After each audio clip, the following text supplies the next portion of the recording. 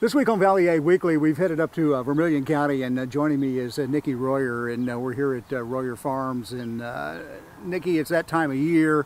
You have some new lambs on the way and things like that, but let's find out a little bit about Royer Farms and a little history on your operation up here. Well, thanks for coming up, Barry. Sure. You bet. A little bit about our place. It's actually been in the family since 1874, so I'm the 5th generation to live here. Wow. And it's kind of evolved. The first couple generations were what you think of your traditional farm, a few milk cows, some crops, things like that. And then we kind of got a little bit away from that. My parents did a lot of work with show cattle and breeding stock and embryo transfer and traveling around the country. But then when my husband and I returned to the farm in 2000, we'd been raising lamb and not really making any money raising lamb. But then you go to the grocery store and try to buy lamb, Yeah, right. and it's not there. So we're like, there's a disconnect. And so we started going to the farmers markets, and we started off with lamb and beef, and then people would ask us for bacon.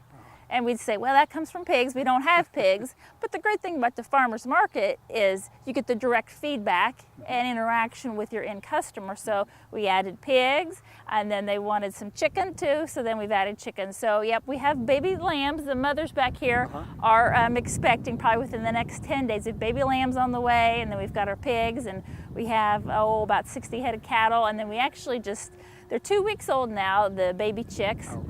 So they'll be heading out to pasture once it gets a little warmer. So yeah, they're all free range, right? I mean, you don't keep them pinned up like a lot of the cattle operations, for example. The cows are out in the pasture right now. Right, yes.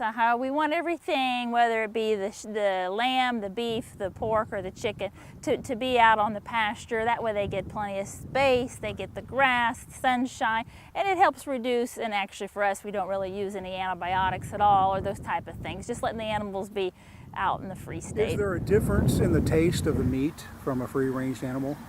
Oh, I think so, and a lot of it's because of the diet. Both our beef and our lamb is 100% grass-fed, so you'll have a more vibrant taste. It's definitely, in terms of the beef too, much leaner than some of the beef that you'll find in the grocery store. And people have told us that it's more filling.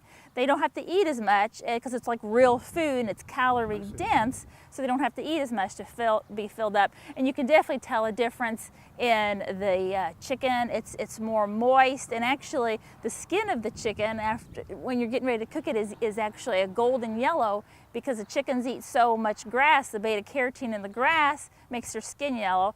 Then our pigs, they're the old-fashioned kind of pigs. They're the Berkshire breed. A lot of pigs now are raised for lean and for feed efficiency, which definitely has its merits, but it can sometimes lead to a dry pork chop. People want to put our pork chops in the crock pot, and I say, no. Just put them on the grill. They're good to go. Yeah, all right. Well, let's take a break. When we come back, we'll go up and take a look at the chickens. Okay. And we'll talk a little bit how you market the produce. All right. All right. We're with Nikki Royer. We're here at Royer Farms in Vermilion County. You're watching Valley Ag Weekly.